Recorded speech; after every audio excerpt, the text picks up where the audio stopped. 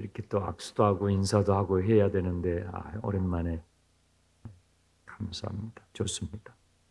이사야서 40장 이후에 핵심 단어가 종이라는 단어 있죠. 그 앞에 1장부터 39장 이사야서 전반부 예언을 대표하는 단어는 왕입니다. 왕.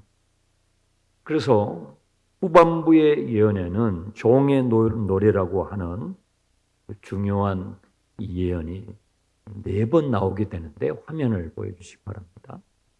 자, 이사야서는 총 66장으로 이루어져 있는데요. 1장부터 39장이 전반부를 구성을 합니다. 이 전반부에서 중요한 단어가 왕이에요. 왕. 우리에게 새 왕을 주신다는 거예요. 그 새 왕은 이 세상의 군주들하고 달라요.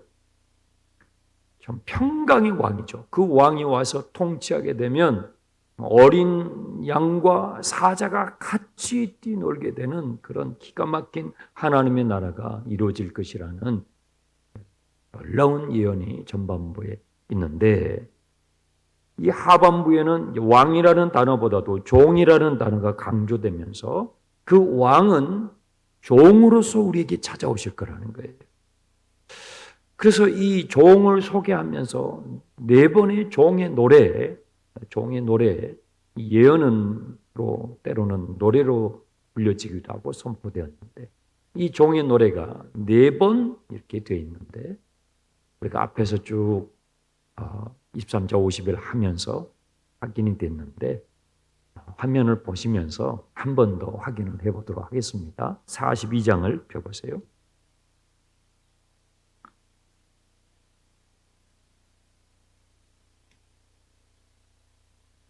이사야서 이렇게 전체적인 구조를 간략하게 여러분들이 이해를 하시면 이사야서를 두고두고 정리하고 또 여러분들이 기억하는 데 도움이 되실 것입니다. 42장 소제목이 주의 종이죠. 이게 종의 노래, 첫 번째 종의 노래예요. 1절만 읽어보겠습니다. 내가 붙드는 나의 종, 내 마음에 기뻐하는 자, 곧 내가 택한 사람을 보라. 내가 나의 영을 그에게 주었은즉 그가 이방의 정의를 베풀리라. 이 종이 오게 되면요, 3절에 상한 갈대도 꺾지 않으시고 꺼져가는 등불도 끄지 않는 그런 종의 사역을 이렇게 하실 것이다 하는 예언인 것입니다. 두 번째 종의 노래가 49장에 나옵니다. 49장 가보겠습니다. 예습 복습을 해보는 거죠. 49장 1절에서 3절까지만 6절까지 읽어야 되지만 시간 관계상 3절까지만 읽도록 하겠습니다.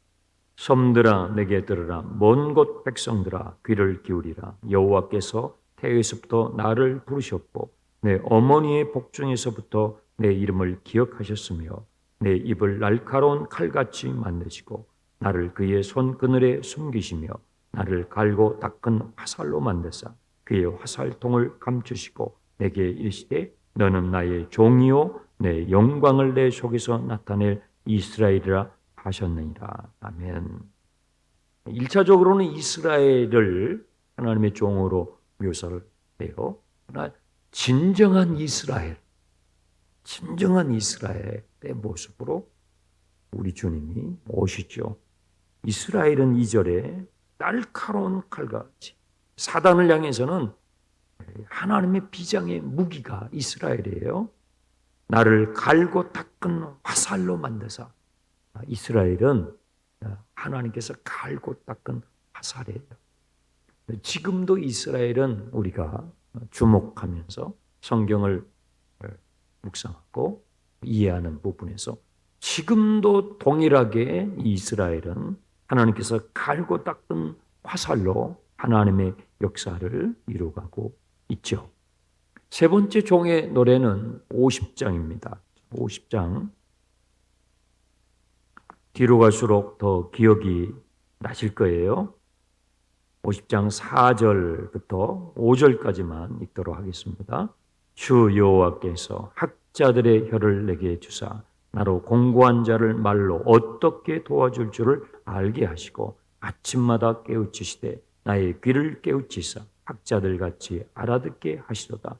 주 여호와께서 나의 귀를 여셨으므로 내가 거역하지도 아니하며 뒤로 물러가지도 아니하며.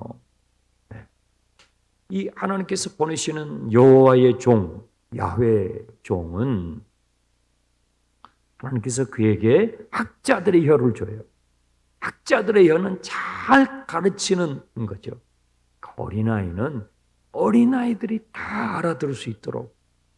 천국은 우리의 눈에 보이지 않는 하나님의 세계인데 그 천상의 세계를 우리 인간의 말로 표현을 할 때 어린아이들은 어린아이들이 이해할 수 있는 그 표현으로. 그러니까 예수님의 그 천국의 설명을 보면 농사에 대한 이야기, 뭐 장사꾼에 대한 이야기, 뭐 별의별 얘기들을 다 해서 남녀노소 불문하고 하나님의 나라를 이해할 수 있도록 그분의 입에 학자들의 혀를 가지고 계시기 때문에. 또 5절에 여호와께서 나의 귀를 여셨으므로, 이 야훼의 종, 여호와의 종은 열린 귀를 가졌어요. 듣는 귀, 열린 귀. 그래서 하나님의 음성을 잘 듣는 거예요. 잘 들으니까 말을 하는 거예요. 안 들리면 말을 못해요. 여러분의 영적인 귀가 열리길 축원합니다. 더 많이, 더 뚜렷하게 점점 더 이것이 주님의 뜻이구나. 맞아, 이것이 주님의 뜻이야. 더 선명하게 시간이 갈수록 우리의 귀가 열려져요. 성령이 주의 교회에게 하시는 말씀을 들을지어다 그랬잖아요. 우리 다 귀가 있는데 성령께서 교회들에게 주시는 말씀을 잘 들을 수 있는 영적인 귀, 그 귀를 우리가 가져야 하는 것이죠. 바로 예수님의 모습을 우리에게 이렇게 설명을 하는 거예요. 네 번째 종의 노래는 52장이에요. 우리가 지난 흩어지는 목장 예배 때 나누었던 말씀인데요. 이 네 번째 종의 노래가 이 종의 노래의 하이라이트예요. 절정, 클라이맥스예요.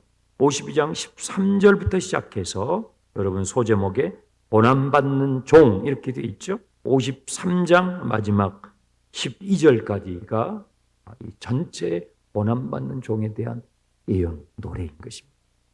이것은 뭐 구구절절이 마치 갈보리 언덕 그 십자가의 사건을 눈으로 보면서 직접 보면서 기록한 것처럼 그렇게 구체적인 예수님에 관한 내용이죠.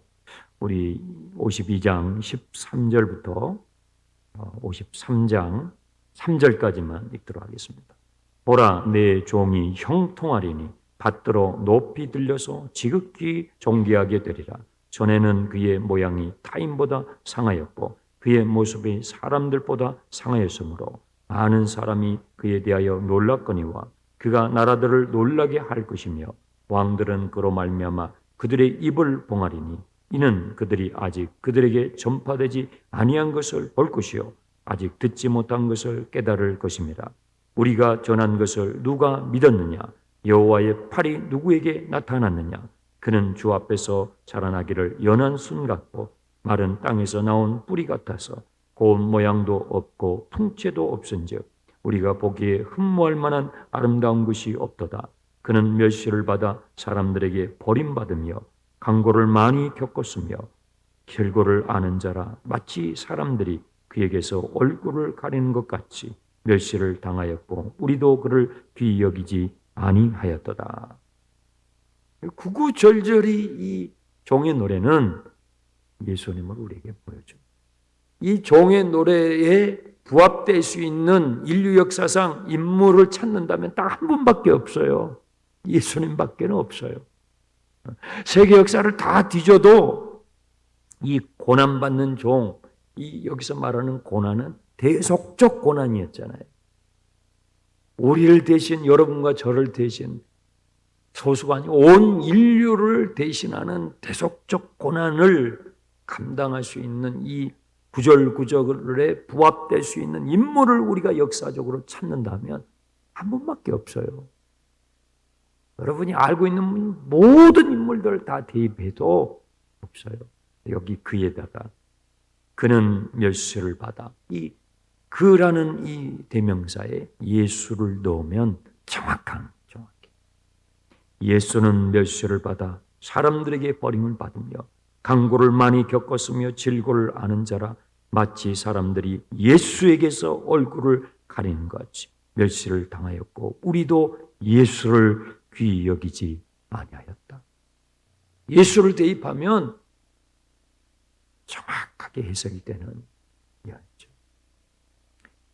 지금도 유대인들은요, 이사야서 52장 13절부터 53장이 이어지는 이 종의 노래를 매우 당혹스럽게 합니다.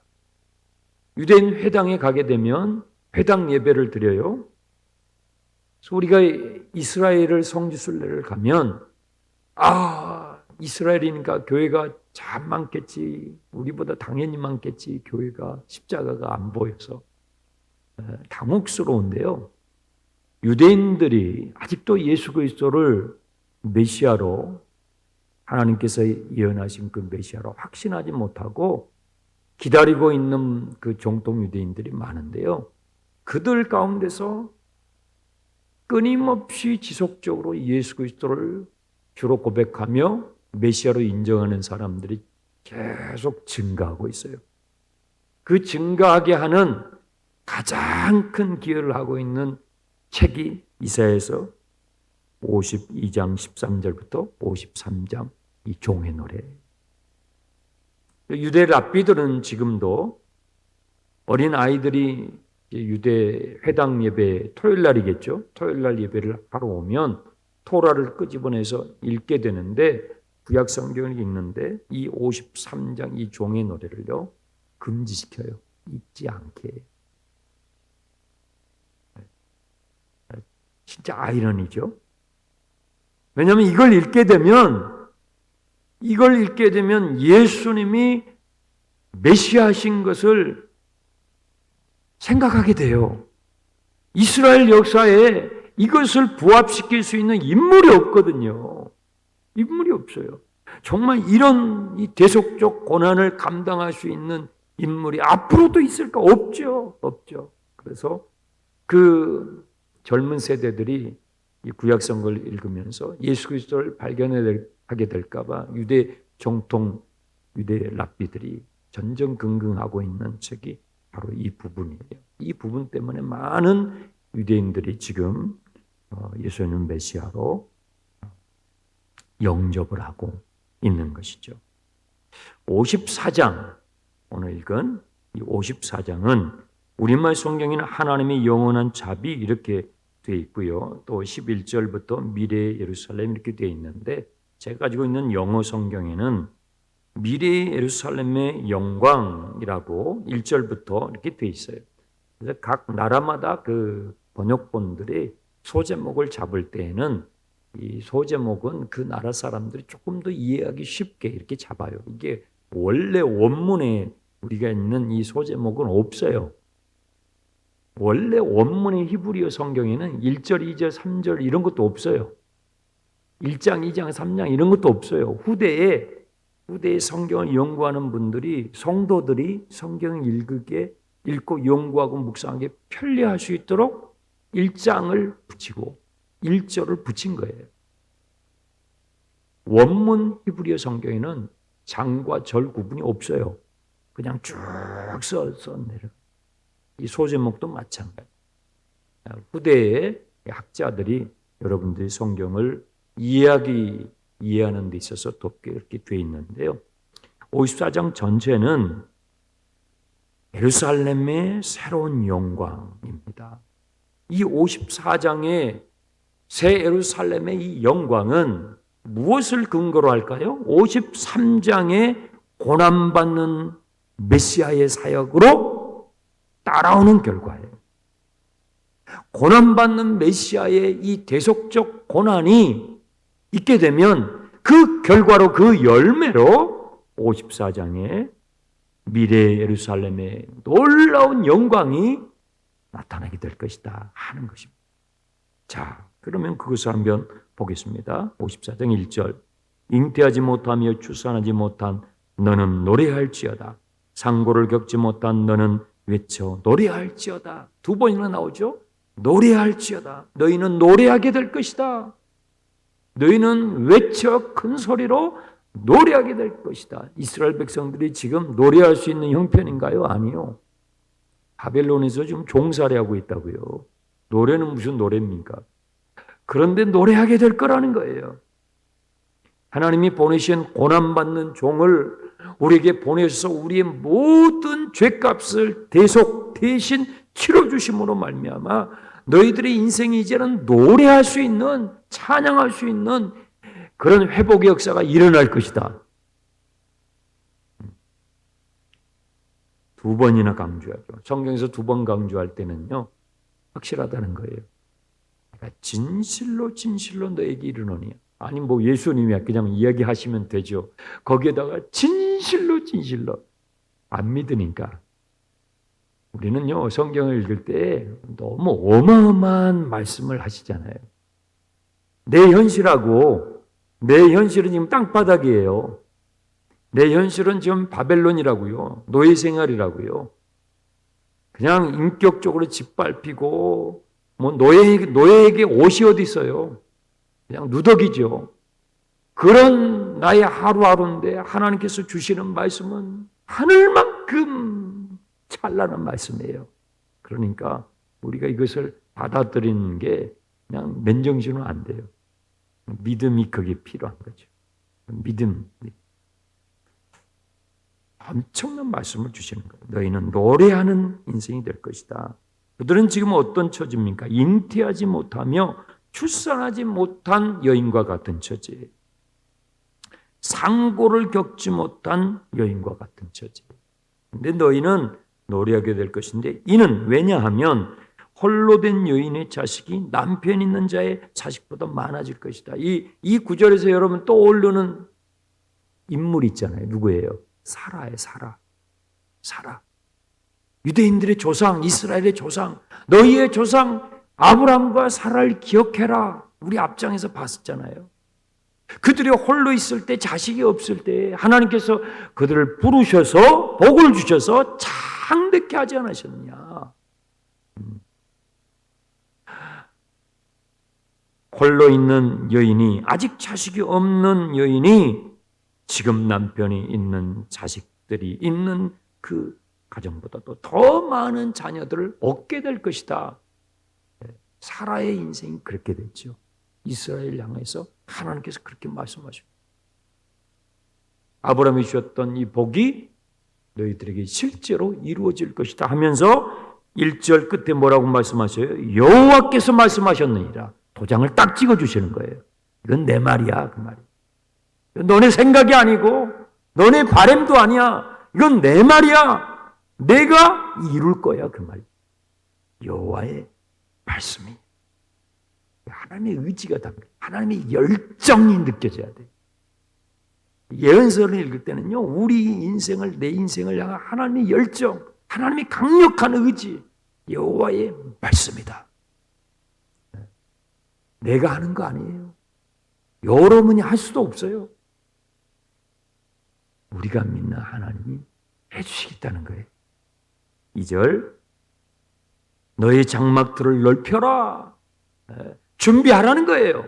내가 이렇게 할 테니까 내가 할 것을 믿고 너는 장막들을 넓혀. 너의 자손의 수가 많아질 테니까 네가 할 수 있는 한 지금 준비해. 여러분, 이게 믿음이에요. 지금 나의 삶의 현장에서 하나님의 약속의 말씀을 바라보면서 그 말씀을 바라보면서 하나씩 준비해 가는 거예요. 너의 장막들을 넓혀라. 너의 초소의 휘장을 아끼지 말고 펴라. 너의 줄을 길게 해라. 말뚝을 견고히 해라. 말뚝도 점검하고 네가 가지고 있는 걸 다 점검하라는 거예요. 내가 넓혀줄 테니까. 3절, 이는 왜냐하면 너가 좌우로 퍼지게 될 것이요 너의 자손은 열방을 얻게 되며.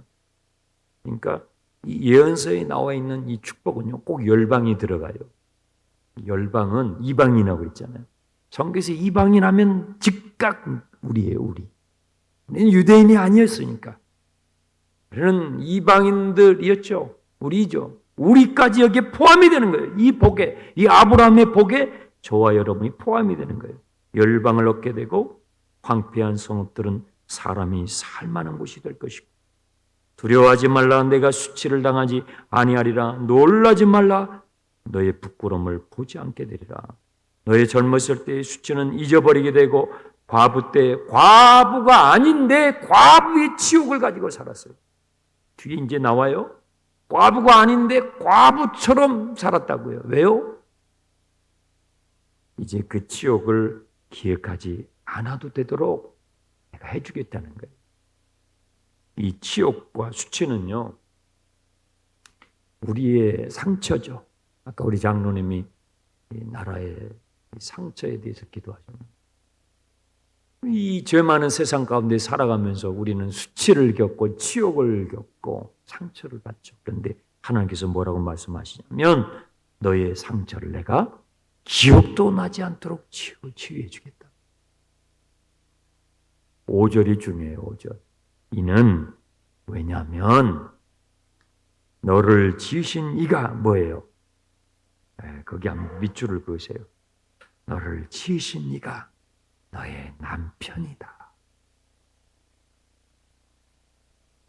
과거에는 저는 이런 말씀을 보면은 좀 매치가 잘 안 된 적이 있어요. 근데 하나님께서 그만큼 하나님의 자녀들을 귀히 여겨요. 귀히 여겨요. 너를 지으신 이가 누구예요? 창조주시잖아요.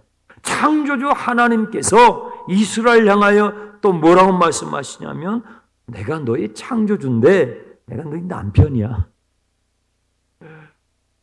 그렇게 말.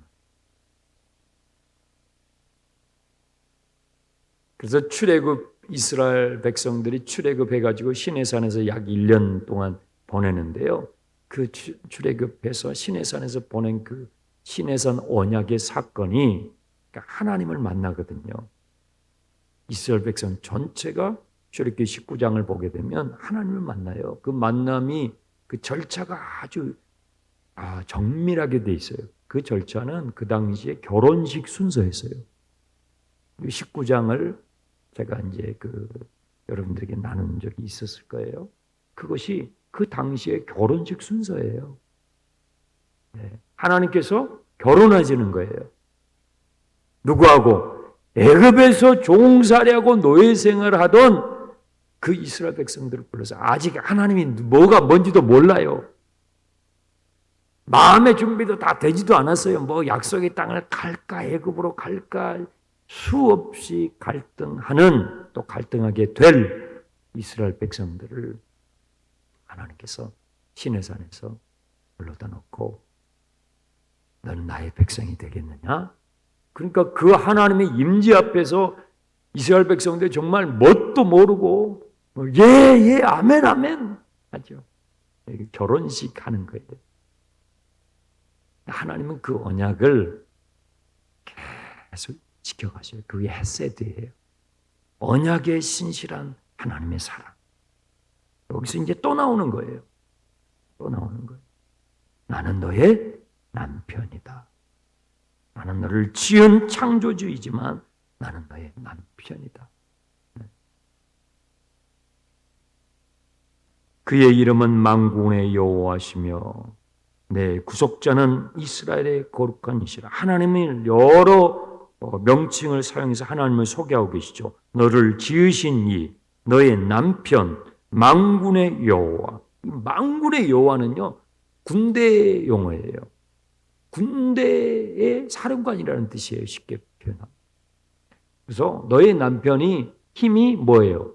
세다 그 말이에요. 너의 남편이 난데 진짜 힘이 세 그 말이에요. 너를 책임질 수 있어 그 말이죠. 네. 또 너의 구속자요. 이 구속자라는 이 표현이 고엘이라는 히브리어인데 이것이 값을 지불하는 자예요. 룻기서에 나오죠. 갚아주는 자. 그게 구속자, 고엘이란 거예요. 나는 너의 죄의 빚을 내가 다 탕감할 수 있는 능력이 나에게 충분해, 그 말이에요. 충분해. 그는 온 땅이 하나님이시라. 그 온 땅이 하나님이신 그분이 이스라엘의 남편이 되신다라고 말씀하시는 겁니다. 그래서 우리가 호세아서를 봤잖아요. 호세아서에서 이것이 실제로 호세아를 통해서 재현됐잖아요. 고멜이라는 그 여인이 또 집을 나갔어요. 하나님께서 호세아에게 야, 데려와라. 다시 데려와서 너희 사랑하는 아내로 맞이해라. 근데 그냥 데려옵니까? 가서 진 온갖 그 빚을 부채를 다 탕감하기 위해서 호세아가 재산을 처분해요. 재산을 처분해서 가서 그 고멜을 데려와서 다시 아내로 삼아요. 하나님의 헤세드, 하나님의 사랑을 보여줄 거죠. 여러분, 그리스도인의 삶은요, 이 하나님의 대속적 사랑, 이 헤세드의 사랑을 연습하는 거예요. 여러분의 가정에서 연습하고, 직장에서 연습하고, 교회에서 연습하고. 우리가 정말 맺어야 할 열매는 성령의 열매인데, 성령의 열매를 9가지가 단수형이라고 했잖아요. 사랑이에요, 사랑. 사랑의 열매 많이 맺으시기 바랍니다. 사랑의 열매 많이 맺는. 무슨 사역을 하든지 그 열매는요, 사랑으로 맺어져야 돼요. 사랑으로 맺어져야 돼요. 보세요. 6절부터 또 그 말씀을 하시는 거예요. 6절부터 8절까지 보겠습니다. 여호와께서 너를 부르시되 마치 버림을 받아 마음에 근심하는 아내 곧 어릴 때의 아내가 되었다가 버림받은 자에게 함같이 하나님과 결혼을 했는데 버림을 당한 자 같았어요. 어디서? 바벨론 종살이 하면서. 그런데 7절에 내가 잠시 너를 버렸지. 잠시 동안 바벨론에 하나님께서 뒀다는 거예요. 또 8절 내 얼굴을 너에게서 잠시 가렸지. 우리가 어쩔 때는 막 주님과 아주 가까이 있는 것 같고 그 교제가 생동감 있는 것 같은데 어떨 때는 딱 막히는 것 같아요. 하나님께서 우리에게 잠시 가릴 때가 있어요. 그분의 임재를. 네. 다 우리의 유익감을 위해서예요. 잠시 가렸지. 하지만 영원한 자비로, 그렇죠? 영원한 자비로. 여기서 영원한 자비할 때 이 자비가 원문에 보면 헤세드예요. 나의 영원한 사랑으로. 우리말 번역을 할 때 차라리 그냥 영원한 사랑으로 이렇게 했으면 우리가 더 이해가 쉬운데 이 헤세드라는 이 단어가 워낙 이 포괄적이고 깊이가 있는 단어이기 때문에 성경에서 인애라는 단어도 번역하고 사랑, 자비, 또 때로는 긍휼 이렇게 하는데 다양한 우리말로 이게 번역이 있어서 여러분들에게 설명을 해드리는 거예요. 영원한 자비로. 여러분, 하나님의 사랑은 영원합니다. 그래서 우리의 구원이 든든한 거예요. 나를 향한 나에게 주시는 그 독생자를 대속의 제물로 허락하시는 그 하나님의 사랑은 마음이 뒤죽박죽 바뀌는 인간적인 그런 게 아니에요. 인간의 사랑은 에로스의 사랑이라고 그러잖아요. 인간의 사랑은요, 오르락내리락 그래요. 오르락내리락. 그러니까 만족이 안 되죠. 채워질 때는 채워지지만 금방 또 불만족이 생긴다고요. 인간의 사랑, 인간의 한계예요. 하나님의 사랑만이 우리를 채울 수 있는데 그분의 헤세드는 영원하거든요. 영원한 자비로 너를 긍휼히 여기라. 너의 구속자 여호와께서 뭐예요? 말씀하셨네요. 도장을 찍는 거예요. 도장을 찍는 거예요. 이는 내게 노아의 홍수와 같도다. 내가 다시는 노아의 홍수로 땅 위에 범람하지 못하게 하리라. 맹세한 것 같이 너에게 노하지 않을 것이며 책망하지 아니하리라. 10절 보세요. 산들이 떠나며 언덕들은 옮겨질지라도 나의 자비는 너에게서 떠나지 않으리라. 저 산이 움직이고 언덕이 물러갈지라도 너를 향한 나의 자비는 변함이 없으리라 할 때 여기서의 자비도 헤세드예요. 하나님의 그 사랑은 독생자를 주시는 내어주시기까지 사랑하시는 그 사랑은 산이 바뀌고 지진이 일어나가지고 뭐 대륙이 그냥 뒤틀리고 해도 저와 여러분을 향한 하나님의 사랑, 그리스도 예수 안에 있는 그 사랑은 바뀌지 않음을 믿으시기 바랍니다. 또 보세요. 10절 끝에 여호와께서 말씀하셨느니라 도장을 찍는 것. 계속 끊임없이 반복 염려하지 말라고. 지금 너의 형편 때문에 두려워하지 말라. 놀라지 말라. 나를 의지하라고. 하나님을 의지하라고. 하나님을 의지하세요. 하나님을 의지하세요. 11절부터는요. 더 멋있어요. 더 멋있어요. 11절. 너 공고하며 광풍에 요동하여 안위를 받지 못한 자여 보라. 내가 화려한 채석으로 내 돌 사이에 더하여 청옥으로 너의 기초를 쌓고 홍보석으로 너의 벽을 쌓고 석류석으로 너의 성문을 쌓고 너의 지경을 다 보석으로 꾸며주리라. 지금 예루살렘은 형편은 어때요? 예루살렘은요 제대로 남아있는 벽돌이 없어요. 다 무너져가지고.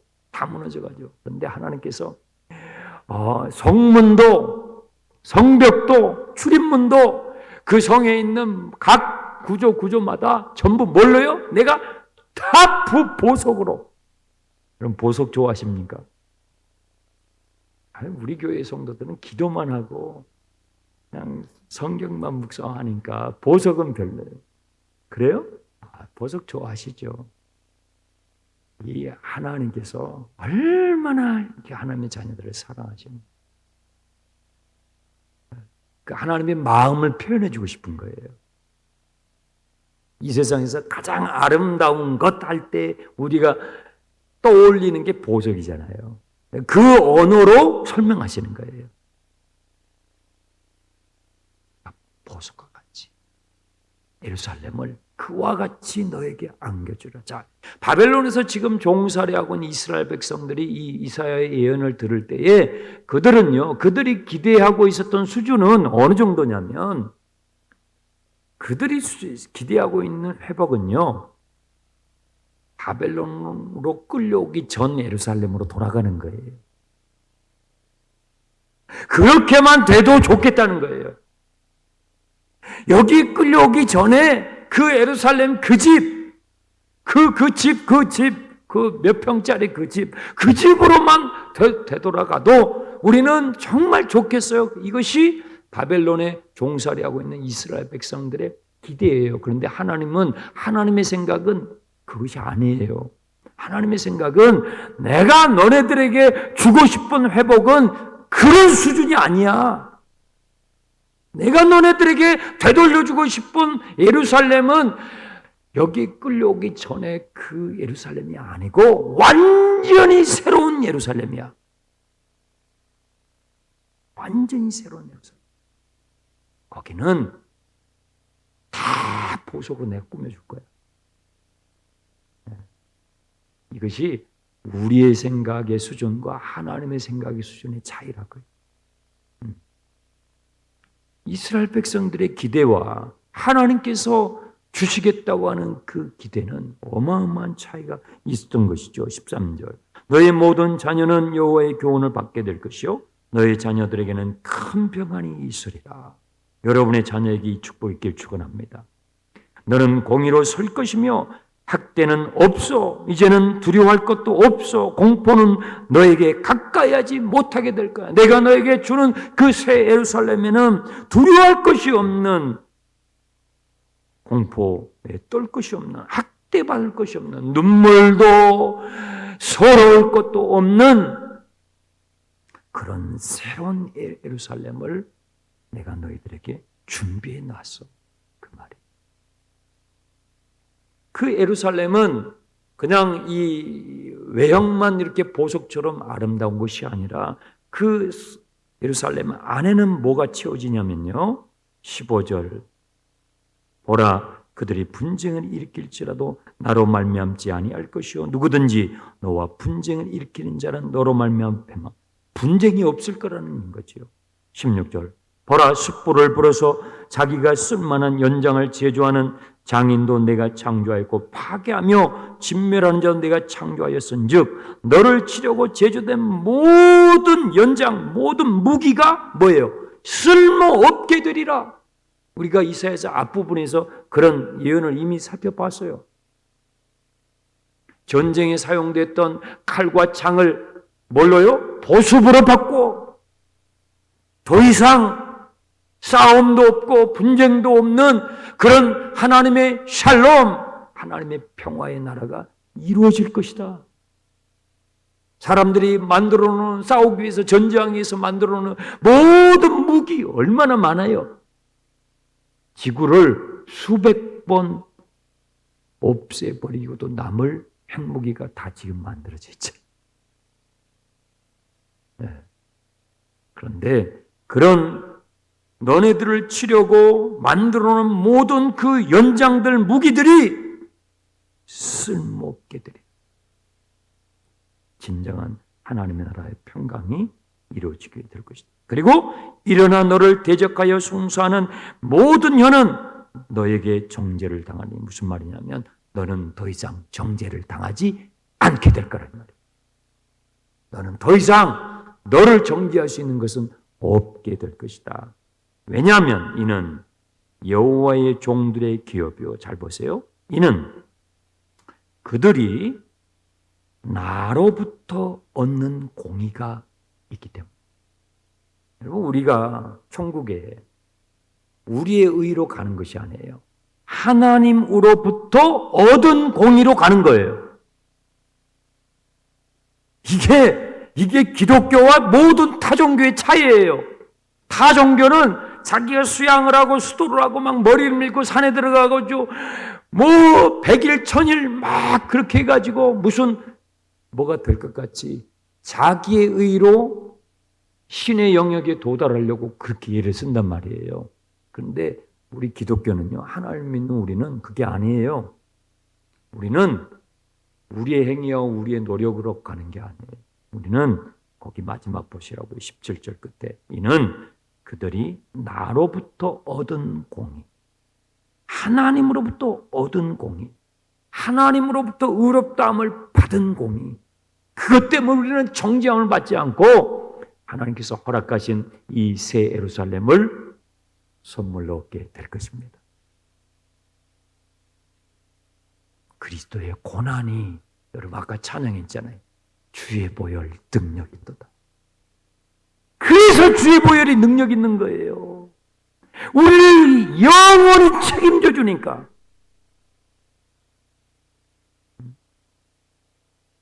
하나님의 사랑이에요. 그 하나님을 바라보시라고요.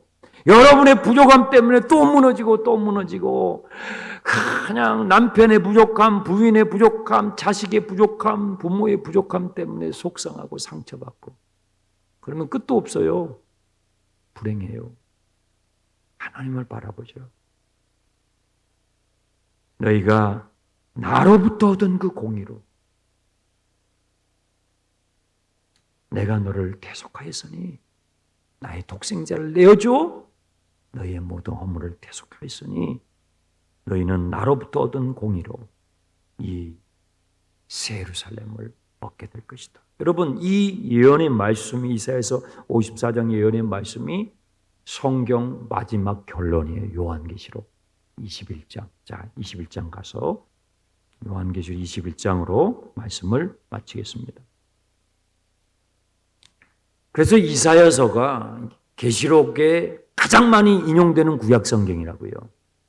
계시록을 여러분들 올바로 이해하기 위해서 구약의 예언서를 하나씩 확인하고 묵상할 필요가 있다. 네. 요한계시록 21장에 보게 되면 9절 보세요. 소제목이 뭐예요? 새 예루살렘. 이걸 주신다는 거예요. 우리에게 주어지는 예루살렘은 성지순례 가가지고 지금 뭐 성지순례도 한번 가보면 감동이지만 지금 예루살렘에 가면요 정말 시끄러워요, 혼란스러워요, 소란스러워요. 동서로 가려져가지고 막 싸움을 하고. 하나님께서 우리에게 주시는 예루살렘은 그런 거 아니에요. 이 새 예루살렘이라고요. 이 새 예루살렘이 구약성경 어디에 기록되어 있었냐고요. 이사야서 54장에 기록되어 있잖아요. 보세요. 9절부터 7대접을 가지고 마지막 7재앙을 담은 7천사 중 하나가 나와서 내게 말해 이르되 이리 오라. 내가 신부 곧 어린 양의 아내를 너에게 보리라. 신부. 하나님은 신랑. 성령으로 나를 데리고 크고 높은 산으로 올라가 하나님으로부터 하늘에서 내려오는 거룩한 성 예루살렘, 거룩한 성 예루살렘이 거룩한 신부예요. 그런데 그 모습이요 11절부터 무려 그냥 읽기만 해도 기분이 좋아요. 왜? 이 세상에서 있는 보석은 다 나와요. 여러분이 여기서 몇 가지나 있는지 모르겠지만 그것 때문에 뭐 열등감 가질 필요가 없어요. 필요가 없어요. 여러분들이 여기서 살게 될 테니까. 네. 여기서요. 뭐 문짝도 보석이고요. 그냥 뭐 다 보석이에요. 읽기만 해도 기분이 좋아요. 야. 22절 보세요. 성 안에서 내가 성전을 보지 못하였으니 이는 주 하나님 곧 전능하신 이와 및 어린 양, 요한계시록에서 어린 양이라고 예수님을 표현하시는 것은 십자가의 고난을 말하는 거예요. 어린 양이 그의 성전이 되십니다. 그 성은 해나 달의 비침이 쓸데없으니 이는 하나님의 영광이 비치고 어린 양이 그 등불이 되십니다. 만국이 그 빛 가운데로 다니고 땅의 왕들이 자기 영광을 가지고 그리로 들어가리라. 낮의 성문들을 도무지 닫지 아니하리니 거기에는 밤이 없음이라. 사람들이 만국의 영광과 존귀를 가지고 그리로 들어가겠고. 다 같이 읽어요. 무엇이든지 속된 것이나 가증한 일 또는 거짓말하는 자는 결코 그리로 들어가지 못하되 오직 어린 양의 생명책에 기록된 자들만 들어가리라. 어린 양 예수 그리스도의 십자가의 그 대속의 은혜, 그 그리스도 안에서 그 은혜와 그 사랑으로 그 구원받은 그 감격으로 살아가는 주님의 백성들에게, 주님의 자녀들에게 주실 복인 줄 믿습니다. 기도하겠습니다. 하나님 아버지 감사합니다. 이사야서 53장에 고난받는 그리스도의 그 고난이 우리를 영원한 하나님의 나라까지 이끄시는 이 말씀을 우리가 확인합니다. 주님 감사합니다. 사람을 바라보지 않도록 도와주시고 사람 때문에 낙심하며 상처받고 실망하지 않도록 하나님의 사랑, 그 큰 사랑을 공급받아 우리 가족을 사랑하며 우리 이웃을 사랑하며 범사의 사랑으로 열매 맺어가는 주님의 자녀들이 되게 주옵소서. 예수님의 이름으로 기도하옵나이다.